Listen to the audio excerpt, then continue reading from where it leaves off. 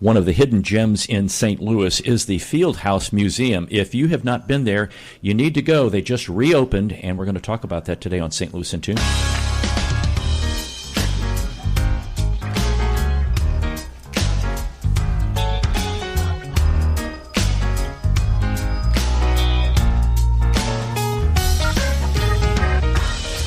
Welcome to St. Louis in Tune, and thank you for joining us for fresh perspectives on issues and events with experts, community leaders, and everyday people who make a difference in shaping our society and world.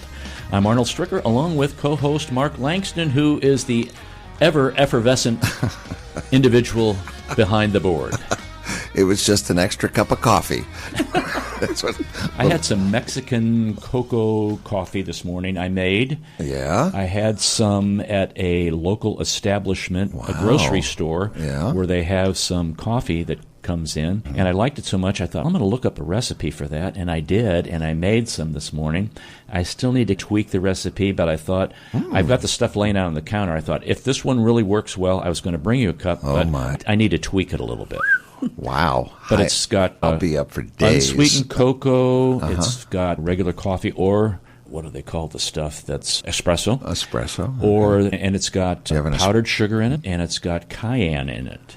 Powdered sugar, huh? Yeah. Cayenne and cocoa are really good together. I've heard of cocoa going in them. Yeah, and then cream. Okay. Or half and half. Or Bailey's Irish cream. Yes. That would be my preferred cream. Preferred modality. Irish cream. So wait, do you get the beans and then you grind them and you weigh them and you put them in the thingamabobber? I ground them and put them in the... You do all that stuff? We do French press, right? Oh my! Yes, that's what my son Matthew does. It's simple. I walk into the kitchen in the morning and it's don't ever move out. It smells so good. Oh my! And he doesn't share. Once in a while, he'll make some concoction with Irish cream in it and ice, and he'll say, "Dad, try this." And I'll start. You only get a little sip. I know. That's it. That's it exactly, Arnold. I know. He's stingy. A lot of it is about the coffee, the kind of coffee. Okay. But we'll try that. Yeah. Mexico. I'm still working on Mexican coffee. It's kind of Mexican cocoa chocolate coffee. All right. I'll work on that. I want to hear more about it, and feel free to bring one in anytime, even if you just want us to test it.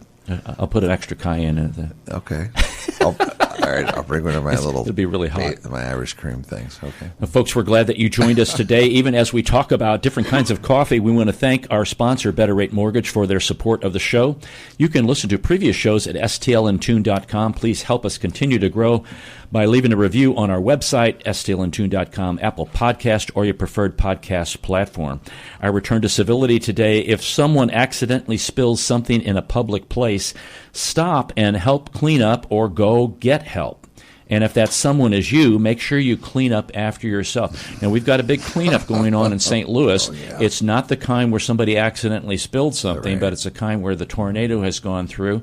And I would really encourage folks to go to the city website. They actually have it right on the very front page of how you can help. If you want to donate things, where you can donate, etc., like that. I'm sure they don't want people just showing up because that kind of clutters things up. But if you can help in some way, go there, sign up, and do that. But it's really great. They said, hey, push the stuff to the curb, make the construction materials on one side, make the tree material on another place, and they're going to come pick that stuff up. We've got a lot of people who are in need in the St. Louis metropolitan area. Oh, it's so tough. It's a very tough time. Speaking of a spill that happened, Stephanie Bliss, who's the executive director of the Fieldhouse Museum, is here in studio. And the Fieldhouse Museum had some kind of spill a little bit ago, and you guys just reopened from remodeling from that spill. Talk about that spill, and we're going to get into the Fieldhouse Museum. I wish it was just a spill at the Fieldhouse Museum. Unfortunately, it was quite a bit more. We had a pipe burst on Christmas Eve 2022. And the pipe burst in the attic of the historic house. And water came down 3 floors and into our basement. And so we have been recovering from that with an unexpected restoration project for the past couple of years. How long was the water running? I read it in the paper, but I don't think it said anything about how long it ran. So I was out for dinner that evening, and I received a call around 7 p.m. saying we had some movement on the third floor of the historic house. And typically what happens is something falls from the window, or the walls, excuse me, and you just go back there, check, make everything is okay. But when I walked in, water was cascading down. The stairs? It was going down the center of the house. Ooh, so coming through the center of the house is set in a front room and a back room. And so the water was coming between the two rooms, down the walls in the center, and a chandelier fell from the ceiling and water was coming through that. It was not great, but we got the fire department out. Unfortunately, our sprinkler system is probably one of the oldest in St. Louis. It was put in the 1930s when we became a historic house. And it has, instead of the nice little knobs that we have today on the sprinkler systems, it has a wheel about the size of a steering wheel. And they had to take a wrench to it to get it to fully turn off. And then the system had to release all the water through it. So it was going for quite a while. Now, was this due to freezing? Yeah, so that was a very cold winter in 2022. And the sprinkler company technician said we didn't do anything wrong. We had a heating system in the attic. So it just happened to be that we had, as he said, Alaska weather in St. Louis. Yeah. And I actually have a video. My husband took it while all of this was happening while the fire department was there. And you hear dispatch saying there's pipes bursting up and down 7th Street. So they had hundreds of calls that night in the city of St. Louis. Now, you obviously replaced the entire sprinkler system? Maybe not? No, the sprinkler system works perfectly. We replaced the parts that had the issues to it. And then we did get the nice new fancy small knob on the system. I was wondering about that. So now I can take care of things. A little WD-40 on there. And okay, good. But the renovation has been very extensive, knowing that the cascading water, I love that word, cascade. I was over there and met you, and you took me on a little back behind-the-scenes tour. And the artisanship, because I think that we've seen that on local media, where how individuals were doing some unbelievable kinds of things to make it back to what it originally was. Yes. Once we stopped the water, we got a company to come in and dry everything out. And while the house is plaster walls, and technically plaster doesn't get wet, the wood behind it gets wet. So we had to access that wood. So we had to cut holes in the wall. Different parts of the walls had to come down because of crumbling. We tried to stay as much intact as possible because we are from 1845. But there were certain parts that did have some issues. So we had to replaster, do some ceiling work, and then we had to find artisans to come in to redo our faux finish of our wood. So we had a gentleman named Charlie Blood. He's a local artist here in St. Louis. He, instead of taking everything back down to the bare bones of the wood, he matched the colors that had been done in a previous restoration to re-faux finish the areas that had issues. So by eye, he found colors that matched what was already there. What's his last name? Charlie Blood. Blood. Yep. Okay. Wow. Quite an artisan. Yes. And then we had a company come in and redo our wallpapering, which that was not a fun task at all. And we had, at the same time, when this happened, we were in the middle of a window restoration project. So we also had them working on restoring the windows as well. So this house, folks, if you're not familiar with it, it's located south of the Arch, south of Busch Stadium. I'll let you describe where it's at, because when it was occupied by the individual Roswell Field and his family, and we're going to get into who he was, that was on the outskirts of St. Louis. That's where, really? Yeah. Yeah, there's a nightclub bar right there. Isn't there right next door to you? There's a Might few. help people know where it is. Yeah, so we are a block south of Busch Stadium on Broadway. So although they're not open right now, if you're familiar with BB's or where the old Beale on Broadway was at, we are right around there. We have a few parking lots, so if you go to the games and you walk north on Broadway, you walk past us, and just down the block is the Broadway Oyster Bar. That's it. Yeah. And if you've gone to Dobbs, you've gone too far. Oh, good. Okay. You have. But yeah, the house was built, as I mentioned, in 1845. It was a row house of 12 houses called Walsh's Row, and he built them as rental units for gentlemen in the sort. So you had bankers, doctors, lawyers. These were their city homes when they lived out in the country. If you're familiar with Ulysses S. Grant, he had a house a block over from where we're at, and he actually got married at that house. I didn't know that. And that was his city home. Wow. So the Field family rented the house for a few years while they were in St. Louis. But yeah, we were the outskirts, the suburbs almost. It wasn't a suburb, but it was the southern part of St. Louis. The dropping off point. And Mr. Fields, he built those houses? He did not. A gentleman named Mr. Walsh built them. Okay. Mr. Walsh he built a couple different housing developments in St. Louis. So let's talk about Roswell Field, who many people may not know.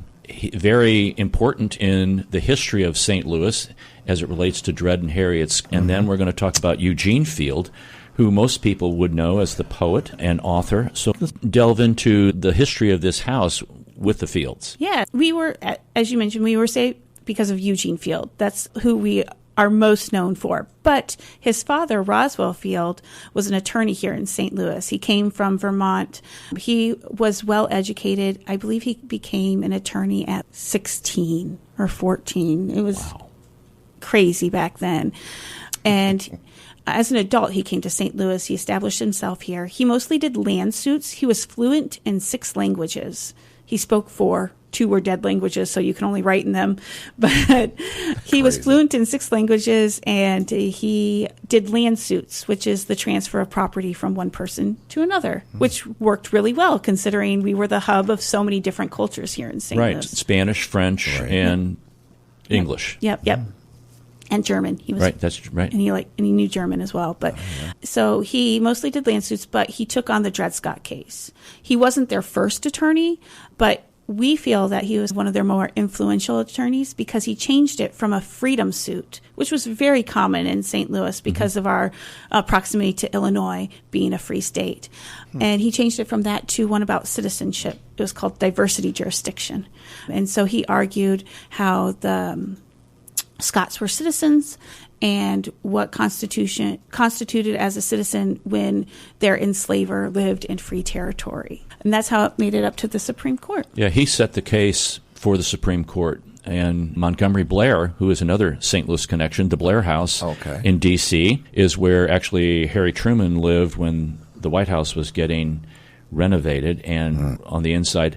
But his house is over in Lafayette Square, and it is still standing where he lived. And is that a museum? Or is it? No, it's a private residence. I'll be darned. Yeah, it was for sale a while back, and somebody... But so Montgomery Blair was one of the attorneys who argued before the Supreme Court about the Dred and Harriet Scott case. Yeah, unfortunately, Roswell had a lot going on here in St. Louis. He had children. His wife was having health issues. She actually died after giving birth to another child. That child passed away a few months afterwards. So he was here in St. Louis doing a lot of things. So he asked Montgomery Blair. December 24th must be a thing for us because he wrote a letter to Montgomery Blair on December 24th asking for help in representing the Scots out in D.C. Oh, wow. That'd be a great letter. That's scary, though, when she talks like that. December 24th? She's probably always on guard whenever December 24th comes around. I will be now. I know.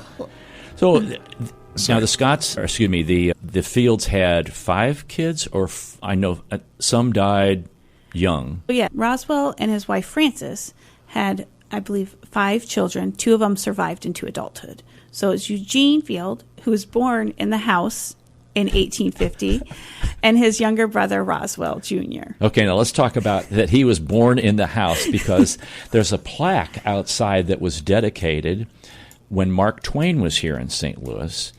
And Mark Twain and Roswell Jr., who is Eugene's brother, were standing outside. The plaque reads, you correct me if I'm wrong, Stephanie, it reads something about that this is where Eugene Field was born, and Roswell said, he wasn't born in this house, and Twain said, yeah, it doesn't matter, we're going on anyway. So essentially that was the conversation. Yeah, so Mark Twain was in town. He was here to promote the World's Fair is what it was. And so he had this grand tour. He went on a boat up and down the Mississippi River. They went to a commencement ceremony where he was honored, and then they happened to stop by the field house.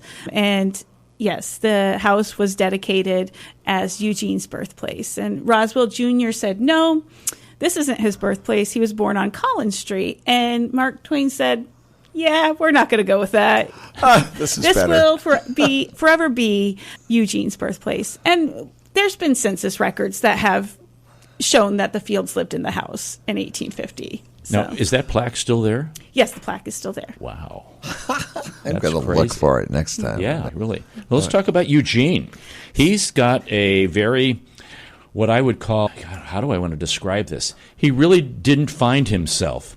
He turned within himself. He liked to travel, had a girl in St. Joe with the letters, and we'll get into those exhibits. But he was a flunky. He was. Eugene, she agrees. Eugene was a big kid. He went to 3 universities, 3 colleges, and he did not graduate from any of them. He was not a student, but he was a very well-versed man, very smart, very intelligent. School was just not for him. Unfortunately, he, like I said, he was a bit of a prankster, too. He got in trouble. He raided a chancellor's wine cellar. At Mizzou. At Mizzou, yes. Still happens today. Yeah. Supposedly, there's a story where he borrowed a horse, painted it, and sold it back to the individual who owned it prior. He was, as an adult, he was a newspaper columnist. That's what he really was. It's just that he became so popular that he was given a job in Chicago where he could write about anything and everything that he wanted to, which was uncommon at the time. Most of it was just the news, but he wrote about politics, how he felt, sports, whatever was on his mind. And he also wrote poetry in those. And so his poetry became popular through his newspaper column. But while he was in Chicago, they would have traveling editorials, columnists come into the newspaper room, and they would do tours. One Thanksgiving, the editor at the newspaper was like, hey, everybody, I'm going to give you all turkeys for Thanksgiving. And Eugene was like, I don't need a turkey. I want a suit. And his boss was like, okay, I'll get you a suit. So the boss happened to know the warden of the local jail and came back to Eugene with a suit of stripes, pinstripe, the jailhouse stripes. Yeah. Yes. And Eugene took that suit and he kept that suit. And every time a traveling editor would come into the editorial room, he would go put that suit on and he would start sweeping. And he would pretend that he came from the local jail. And he got the other employees in the newsroom to go along with it. And they would be like, oh, yeah, our boss has a deal with the local warden. And so we get discounted services. So be careful of that guy over there. He's from the jail. Wow. And you have to know that Eugene was this 6'3", skinny, tall, statured guy where he could look intimidating. Wow. So I hadn't heard that. That's a great story. Yeah. I love it. Supposedly, while he was in Denver too. Oh, I think it was, and I apologize if I get this wrong. It's been a few years since I've been giving my tours with my stories. But when Eugene was living in Denver, I believe it was Edgar Allan Poe was coming to town. Ooh. And they were going to have a parade to welcome him. And so Eugene decided to dress up that day and head into town. And he headed right down that main road. And when everybody waved at him, he waved back at them. And they all thought that they had met this famous author who had come to town. Wow. And it was really Eugene. That's crazy. This is crazy. This is crazy. So, he's a prankster. He was a prankster. Yeah. This is Arnold Stricker with Mark Langston of St. Louis in Tune. We're talking to Stephanie Bliss, who's the executive director of the Fieldhouse Museum. She has a degree in historic preservation, and what a great, you really had to do that the last couple of years here, historic preservation in getting the Fieldhouse Museum back up to snuff. Now, there are some exhibits that you have going on there right now. And one is, I mentioned, is his life in letters and travels. And I mentioned that he traveled to St. Joe. He had a flame up there with a gal that he was going back and forth with. So talk a little bit about these exhibits, but let's start with that one first. Yeah, that one is about actually with him and his travels all around the world. So he went to Europe a couple times. But the flame that you mentioned became his wife, Julia. She was from St. Joe, Missouri. He met her through his friend Edgar when he was at Mizzou, and Eugene asked for her hand in marriage right away, and her father said no. She had 2 older sisters, and you could not marry a younger child at the time if the older children were unwed, because then they became spinsters. So you had to marry oldest to youngest so that all of them were eligible to be married off. So yes, while he was engaged to Julia but could not marry her, he went off to Europe, squandered all of his inheritance with his best friend Edgar. They bought tons of things over there, books, all sorts of stuff. He had to sell some of it back off to get back home. But yes, the exhibit talks about his travels and all the fun that he had and his love of Julia. So. The letters there are... like the actual letters are there, and then there's some copies of the letters probably because of just they're delicate, but the content of them is just unbelievable, and how he went back and forth and I guess finally convinced the father, or the father finally relented in allowing the marriage to take place. Yep. So that's it. They did get married. She gave birth to 8 children. 5 of them survived into adulthood. Are there relatives that still survive that come to the house? Yeah, we have some who are still involved. We have 2 of their children, 2 of the different sets, have family still here in St. Louis. Wow. And yet they help, they come by, they participate. So isn't that cool? That's neat. That is neat. Yeah. We're going to get into some of the other exhibits that are going on down there. One involves toys, and the other involves music. We're going to take a brief break. This is Arnold Stricker with Mark Langston of St. Louis in Tune. We're talking about the Fieldhouse Museum with Stephanie Bliss. Don't go away.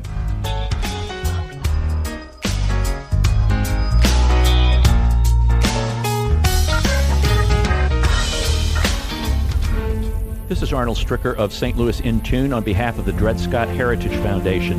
In 1857, the Dred Scott decision was a major legal event and catalyst that contributed to the Civil War. The decision declared that Dred Scott could not be free because he was not a citizen. The 14th Amendment, also called the Dred Scott Amendment, granted citizenship to all born or naturalized here in our country and was intended to overturn the U.S. Supreme Court decision on July 9, 1868. The Dred Scott Heritage Foundation is requesting a commemorative stamp to be issued from the U.S. Postal Service to recognize and remember the heritage of this amendment by issuing a stamp with the likeness of the man Dred Scott. But we need your support and the support of thousands of people who would like to see this happen. To achieve this goal, we ask you to download, sign, and share the one-page petition with others. To find the petition, please go to dredscottlives.org and click on the Dred Scott Petition Drive on the right side of the page. On behalf of the Dred Scott Heritage Foundation, this has been Arnold Stricker of St. Louis in Tune. As strange as it may sound, at Better Rate Mortgage, we love talking to people about mortgages. Everyone in St. Louis promises a better mortgage rate, but what you really need to turn that perfect house into your dream home is a better mortgage. At Better Rate Mortgage, we open the door to so much more. So where are you in the home buying process? Researching? Maybe wondering how much you can afford? House hunting? Get a pre-approval from Better Rate Mortgage. Ready to buy? Our team is ready to make your mortgage process fast and easy. Whether you're purchasing your first home or taking cash out to make your dream home even dreamier, our door is open. Come on in and get started today. We'll show you how. Call Sean directly at 314-375-3293 or online at betterratemortgage.com. Remember, at Better Rate Mortgage, a better rate is just the beginning. betterratemortgage.com. NMLS ID 401335, an equal housing lender.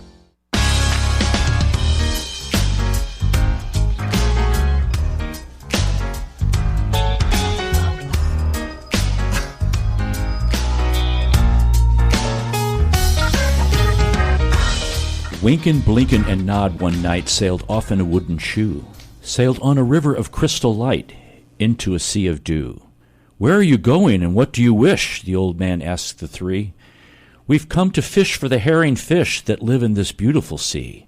Nets of silver and gold have we," said Winkin', Blinkin', and Nod. And I could go on. It's a great poem, and it's written by Eugene Field. Stephanie Bliss is in studio talking about the Fieldhouse Museum. This is Arnold Stricker with Mark Langston of St. Louis in Tune. So do you guys have that particular poem written out by Field somewhere? Yes, we do. Oh, my gosh. What? Under lock and key, I hope. Yeah, wow. Not near water anywhere. No. Okay. No.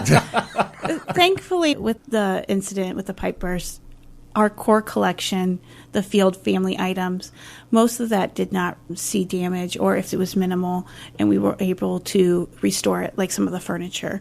The ones that hit hardest was our toy collection. However, and they are important to us. We do love our toy collection, but they aren't as irreplaceable as the Field family items. And the items, you have a library there of that people can come and do research and look at, I guess, Winkin', Blinkin', and Nod, the manuscript in Field's hand. Yeah, there's different manuscripts, different books. We have some items from Field's, like some books from his collection that he owned. We also have some that are rare books of copies of that were created over the years. Wow. Now, a couple of the other exhibits that you have going on, you have one that deals with toys. Yes. So we do have a large toy collection. Eugene was an avid toy collector. He had thousands of toys by the time he died. Unfortunately, most of them burned in a fire. So we collect toys in his honor. And the current toy exhibit that we have up is called, it's Fisher-Price. It's growing up with Fisher-Price. And so we have all sorts of different Fisher-Price toys, from wooden to plastic, on display. So Wooden toys, Mark. I know, yeah. most people don't know that Fisher-Price, when they started out, it was wooden toys. It was like the pull toys that make the noise behind them. Oh, yeah. So. My brother had one of those choo-choos where the eyes went up and down. And you pull it. And like that. I think that was Fisher-Price. Lead paint was on it? Yes. Unfortunately, there are some that over the years, now they're not good to touch anymore because they do have toxic paint on them. But they were good for the kids back then. I'm just kidding. I'm kidding. No, on this one. No, stop. Well, they did have issues with the Little People. That's why they changed the style of the Little People figures for their Little People collection, is because not only did they have lead paint on them, but the way that they were made, they were small and kids could choke on them. Yeah. Then they had to make the chunky Little People, is what they're called. Either we're eating chunky chocolate chip cookies or something. I've become a chunky old guy. So there's a music exhibit also. Ooh. Yeah, so it's one of our smaller exhibits. It touches on the different styles of music and how music was played and how you listen to music in the 1800s. So we also have a little spot where you can practice a waltz if you want to, because that's what they would dance to in the 1800s. And it touches on the not so nice with minstrels and that sort of stuff in the culture of the time of the 1800s of music. And also it talks about how music choirs came about, groups. So it goes into that and how it became part of our culture and went into the home as opposed to always having to go out to a concert to see it. Yeah, I think we think about how we live today, but if you go back to this time, back in the 1850s, 1860s, you try to figure out. But going to the Fieldhouse Museum, you get a really good sense of how that happens. And all the kind of museums, about the Campbell House Museum and all those kinds of things like that. One of the things I don't believe people are aware of is it is a National Historic Landmark. Yes. And it's a historic landmark because of Roswell. Not because of Eugene. Yeah, we were saved. Yeah, we were saved because of Eugene. Eugene was very popular. He was born in 1850. Died in 1895, so he's only 45 years old by the time that he died. But his works were so popular that after his death, they sold out across the country. And his wife, Julia, created a 12-volume set of his works and sold those. And there was at least one Eugene Field elementary school in every state at one time. So he was very popular up until the 1930s. And they said, hey, we need to save this house because Eugene was born in it. And so it was saved in 1934 and 35 and opened in 1936. Because it was going to get knocked down. It was going to get knocked down, yes. There was a gentleman who had a printing company right next door, and these row houses, by the 1930s, they did not have electricity. They did not have running water. They weren't in the greatest condition. And so they were going to tear them down for a parking lot. And a gentleman named Irving Dilliard wrote an article on the paper, and he said, how horrible would it be for us to lose this history? And nobody really took to the article. And so he wrote a second one because he found out that Denver was saving Eugene's house there at the same time. And he said, how horrible is this that Denver can save his home, but we can't save his birthplace? And Jesse P. Henry, who was an insurance man here in St. Louis, Daniel and Henry Insurance, they're still in today in business. He saw the article, and he found out that the property was actually owned by the St. Louis Public Schools. They had just rented out the property because they had been given property all throughout the city by Shoto and for education. Then it became the public schools. And so Jesse P. Henry was like, hey, we're going to save this house to the schools. And so the school children in 1934 and 1935 helped raise $2,000 in pennies, dimes, and nickels. That's a lot of money back then. Well, yeah, you're going in the Great Depression right there. And they still raised that money. So we opened on December 18th, not quite the 24th. Thank God. 1936. So we are the longest running historic house museum in St. Louis. That's a fact that people do not know. Say that again, Stephanie. We are the longest running historic house museum in St. Louis, opening our doors on December 18th, 1936. Wow. So, wow. Who knows? No, I never knew. That's why she's on this show to talk about these things. Here we go. I do learn stuff, even though And we did receive some there's a National Register of Historic Places. We did get that because of Eugene, but our national landmark status, the status that says we can never be torn down or moved, was because of Roswell and his work on the Dred Scott case. Wow. That's a big deal, too. That is a big deal. deal. So between dad and son, you've got some pretty good guns going on there for historical preservation. Yeah.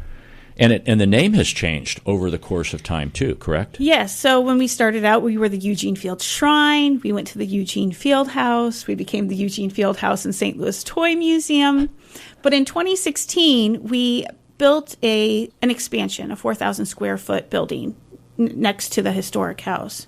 And when we did that, we decided that we needed to change our name once again and change it to the Field House Museum because we wanted to encompass the entire family and their contributions. That's a big deal. And the family owned property down by Carondelet Park? Yeah, so the house was supposed to be a temporary residence for them. Like I said, it was a rental unit. They were getting away from the city, and they had bought property in Carondelet. Carondelet was technically another town at the time. And you had to apply to get into Carondelet. And so they applied and got property down there. If you're familiar with the area, the south side of the park, there's a Eugene, a Roswell, and a Field Street that kind of outlines their property. That's so fascinating. Wow. Isn't it? Yeah, I love knowing this stuff. Yeah, because this is stuff that gets lost unless it's discussed. Yeah, it's fun. Continually talked about. Yep. Is Winkin', Blinkin' and Nod his most famous poem? He did another one, didn't he? That was like really well known? Yes. So I would say Winkin', Blinkin' and Nod is his most famous poem. However, The Duel or The Gingham Dog and Calico Cat is another one of his more famous ones. These two, this dog and this cat, they get into a terrible spat, as he says. And the old Dutch clock and the Chinese plate tell the story of their row, and by the end of the poem, there is nothing left of the gingham dog or calico cat. And to this day, the owners thought the pair were stolen away, but the truth of the cat and the pup is this: they ate each other up. Ooh, this dark stuff. These were for kids, right? No, technically they weren't for kids. That's the funny thing. So when Eugene was writing his poetry, he was writing for adults to remember their childhood. Oh. It's just that adults were reading the poetry to kids, and kids really took to his poetry, and he became known as the children's poet, even though he wasn't writing for kids. Pom-pom. This is all dark. But if you think about it, if you look at true versions of poetry, children's poetry in the 1800s and prior to Hans Christian Andersen. Those original stories and poems were tales of like lessons, not necessarily fun and fantasy. So he wasn't far off from his predecessors in writing. And as we advance Rocky and Bullwinkle to our generation, Mark, I know. where when you go back and you listen to that, the jokes that just went over your head as a kid is, oh, okay, I get what's going on there now as an adult. This was talking to adults. Yeah, that's right. Gosh. Now, the hours of the Fieldhouse Museum are what, Stephanie? We are open Wednesday through Saturdays, 10 a.m. to 4 p.m., and Sundays, noon to 4. And there's something that I think is very good that you guys are doing. Talk a little bit about the reciprocal programs. What is a reciprocal program, and who can take advantage of that? So we have several different programs that we utilize. One of them is called Roam.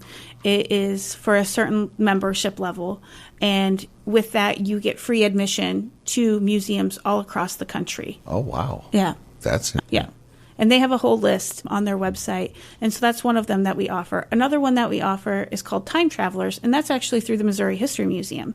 And that gives you discounts at different museums across the country as well, so when you're a member of our organization. Then we have a program called Museums for All, and that is for individuals who are on low-income SNAP services. If they come to the museum and they want to see it, we give it to them at a discounted rate. And then we also have our free Third Thursdays. So the third Thursday of the month in the afternoons, our museum exhibits are free to the public. And then we give discounted tours of the historic house. nice. I like that. That's cool. That is cool. And you've had also the St. Louis Browns exhibit down there at one point of time. Yeah, yes. along with creating our own exhibits, we do have other individuals who come in and we share space with them. We've had the Annie Malone Historical Society, St. Louis Browns, and then upcoming we have an exhibit about the weatherbird. That collection is actually on loan to us from Dan Martin, who is the current weatherbird creator. So That's cool to see those original drawings like that. Yeah, the weatherbird, yeah. Yeah, I always used to look for those. Oh, yeah. That's to be a political artist to those cartoons where you're not even saying anything, but you're showing it. Yeah. And you're communicating a lot in a cartoon. The ability to do that. Oh, yeah. Wow. Yeah, very creative. Very creative. Yeah. What was the biggest surprise that you found out when you became the executive director at the Fieldhouse Museum? I don't know if it would be the biggest surprise, but I would say the biggest thing is that being a small institution, there are so many things that you have to juggle on a daily basis. And it's funny because people say, what do you do? What do you do? And I say, I do everything from helping create exhibits to put on events to cleaning up the parking lot. It's in a small museum, in a small organization, you have to be able to be flexible and take on any sort of job, which when you think you're coming out of college, right? That's not what you think, right? You think, oh, I'm going to be this person and I'm going to do this one thing. But with small institutions, it's you have to be flexible. I think she's the CEO, Chief Everything Officer. That's the way it works. Yeah, Is that how it works? It's a good way to do that, Mark. How long have you been the executive director? Right out of college? No. So you've been around a while. No, okay. I wish. No, I did my internship at the Fieldhouse Museum in 2010, and I started part-time in 2011. Worked my way full-time, then assistant director, and then 2017 is when I became the executive director. Wow. Now, is the Fieldhouse Museum a 501c3? We are. We are 501c3, private not-for-profit. So we do not receive any of those ZMD dollars. We do not receive federal funding unless we get a grant. All of our funding is private donations, memberships, gift shop sales. And how do you have like events in which you have a big fundraiser or something like that annually or something like that? Yes. So we do different things. One of them that we have done, this will be our third year, I believe, is a croquet tournament in October. Oh. So we'll be hosting. Where do you do that? We've done it in Tower Grove Park the past 2 times. A croquet tournament. Yeah, it's pretty fun. I bet. Yeah. I always like to hit the ball and knock my sister's ball way out of the right. the How long has lane. it been since you've played croquet? Oh, my gosh. What are you talking? 50 years, maybe. 55 years. Right. So there's professional people that do this? Or We've had some hosts who have. So we had Jody Fuse the first year that we did it. She is actually a croquet pro. she goes and plays on the croquet circuit. On the tour. It's going to be on NBC. Can you imagine the announcers? And she's bending down to I know, right? Goes strikes the between ball. wicket. Okay, it's a wicket, isn't it? Oh, hit the metal of the wicket. It's actually quite fun. We don't play backyard croquet. We play okay. All right. 6-wicket croquet, a golf croquet is what it's called. And so instead of everybody having to go through each wicket, you have 2 teams of 2 individuals, and whoever ball goes through the wicket first, that team gets the point, and then everybody goes to the next wicket. Oh. So, It's like best ball. yeah. How far are these wickets from the tee box, I guess, is what I would call it. I know, we joke about it, but it sounds like a lot of fun. Oh, yeah. Yeah. So the courts are actually, we have a condensed court. Our courts are 45 by 90 feet. Wow. Yeah, it's a golf. It's like a golf. Yeah. So That's yeah. huge. It's a course, yeah. Oh, that's cool. That is cool. It is. I'd love to come and watch it. You Yeah. should come. It's in I know. October, so we're hoping to have a fun time. It'll be our, I think, third annual one. So there's teams of 2? Yep. So you sign up as a team, you and a partner. What do you say? We ought to Arnold? do that, I Mark. was going to say, look Yeah. at that. Great minds work alike. That's right. I know that. How would you hear about that? How does the public hear about that? So it's always on our website. Okay. Our events are on our website. We do try to put it out on the online calendars and put it out there as well. Yeah. And if you Google Croquet St. Louis, you're really not going to find a whole lot. No, come on. So you can find us pretty easily by just doing a simple Google search of croquet in St. Louis. Now, it's not, so think it's do great. people professional croquet mallets and stuff that knew they it was bring? coming. We provide them. We have had someone who brought their own croquet mallets, but we do provide them for the teams. Yeah, Handmade. yeah. Those Do they are have a handmade. little plastic sponge rubber thing on them, or are they just wood to wood? They're wood. They're the real heavy-duty The things. real deal. Yeah. Heck yeah, no messing around here, brother. I guess not. This is like a big deal. Wow. It is a big deal. I want to encourage people to go. Yes. You And know we it. need to do a team, Mark. That would be great. Okay. It'd be a lot of fun. Yeah, it would be. As long as it's We not could my do a little anniversary, interview so as we're going down the course there. we could do a man or guy on the announcer on the spot, whatever they call it nowadays. Is the croquet field called something? The court. The court. It's a court. Yeah. Not a pitch, but a court. Guy on the court. Not a diamond. Hey, I see you missed that one. Oh, Yeah, I think it'd be great. that would be. I know. And I guess you have to get it in and hit the stake at the end, right? Yep. Whatever the heck that is. Yeah. But it's in the middle of the court, not on the end. We are used to. See, this is like a lot of Getting twists and yeah, turns it here, is. right there. It's not my familiar croquet. No, we're gonna have to study up on this, Okay. and that's on the website. Yeah. Okay, I'm gonna go and check it out. If Arnold will tell me where the website is, I don't know if he's got it. The website is the fieldhousemuseum.org. Fieldhousemuseum.org. Just Fieldhouse, not the Fieldhouse, but Fieldhouse. Fieldhousemuseum.org. Okay. Correct. 634 South Broadway, 314-421-4689. What was that number again? 634 South Broadway in St. Louis, and it's 314-421-4689. Wow. Yes, we should go. You should. I know. Stephanie, thanks for coming in. Thank you. If you hang on here, the word of the day, I was actually going to read the poem, but I read part of the poem already. All right. And people can go look up the poem.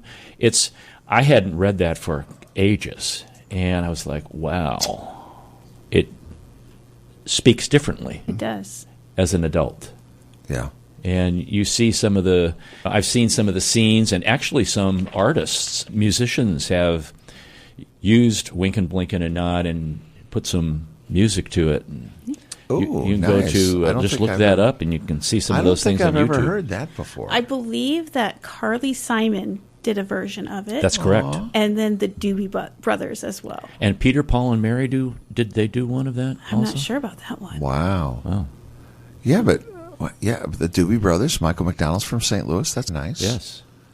Doobie Doobie Doo. Scooby. I know, not Scooby Doo, but Doobie Doo. Do you have any days of the day, Mark? Speaking of Scooby Dooby Doo, let me see. Or not that, but let me see here. Frank Sinatra did? There's a lot of things actually going on. I'm trying to find.